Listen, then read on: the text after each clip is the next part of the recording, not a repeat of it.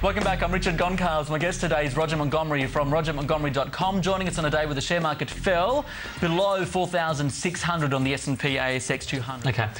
We're going to do something a bit different right now. If you watched Roger on this show a couple of weeks ago, we were talking about potential selling tips or when to sell, and you said let's keep that for the next show. And so that's what we're doing right now. We're talking about There's five. We're talking about four selling tips that Roger has. So this is when you should be selling according to Roger. So the first one, number one, is when you are wrong. So explain that. Okay. So one of the problems, when a company goes through the process of preparing an annual report or a half-yearly report, it's poured over by the auditors. The auditors want to make sure they're not going to be sued.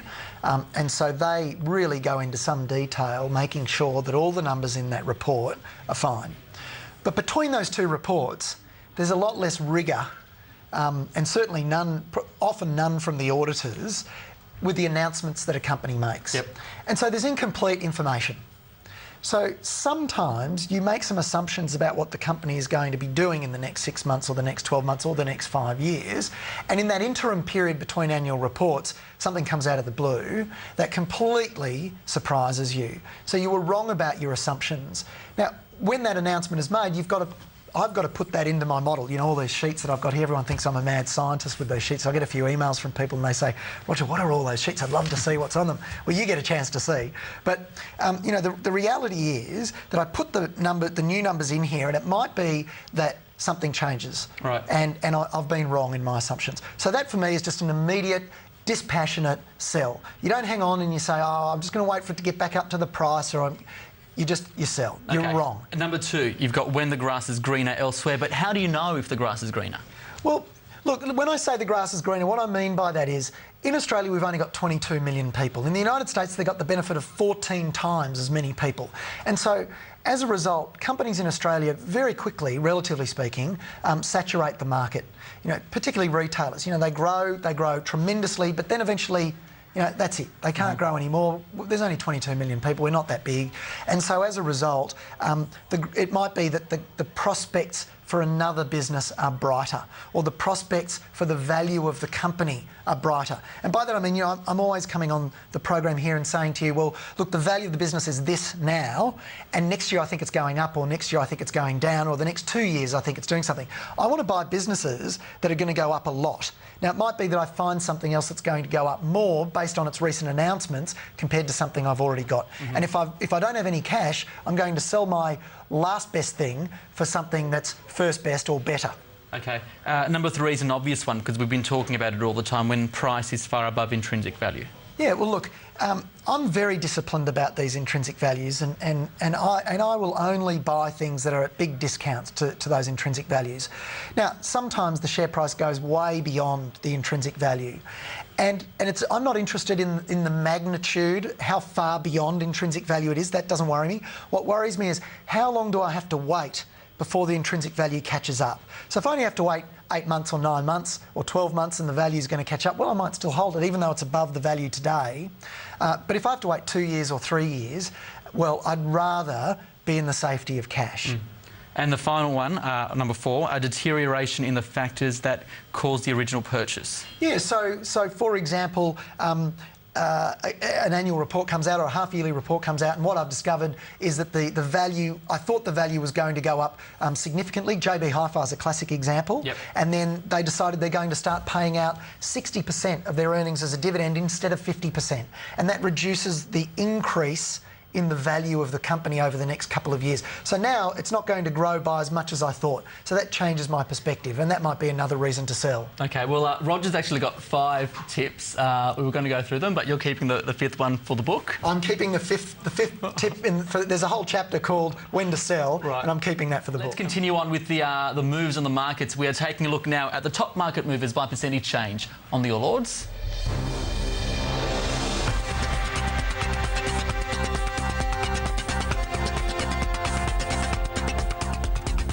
All on the back of some good profit numbers. IOOF Holdings, the best one, up by 7.5% today on the 200. Shares closing at $6. Trans-Pacific shares closer to 5% stronger today, closing firmer by 6.5%. And the third biggest gainer today, FKP Property, shares up by 4.33% to 72.5 cents. These are now the top 8. Henderson up by 4%. Southern Cross adding 3% today. Iris Markets, Grain Corp and Aristocrat all adding 3% each. But shares in Insurance Australia Group also did relatively well. They were up today.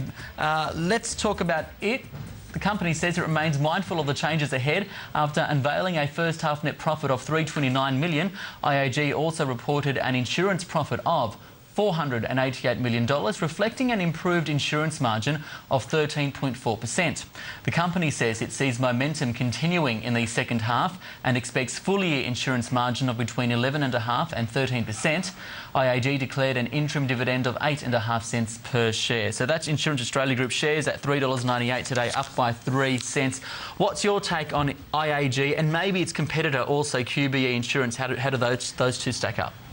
QBE is by far the superior economic performer. So by that I mean it's a better business when I look at all the metrics. I've got 19 different things that I look at over a 10-year window, and I use those to come up with a ranking. So an A1 down to a C5.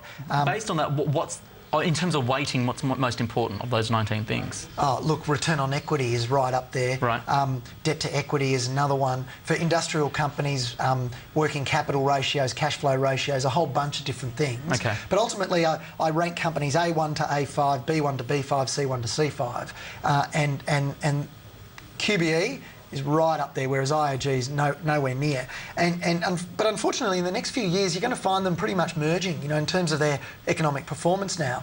QBE's been by far the superior business and less volatile business, but its return on equity is going to average about 15%, whereas IAG is expected to average a return on equity of about 14%.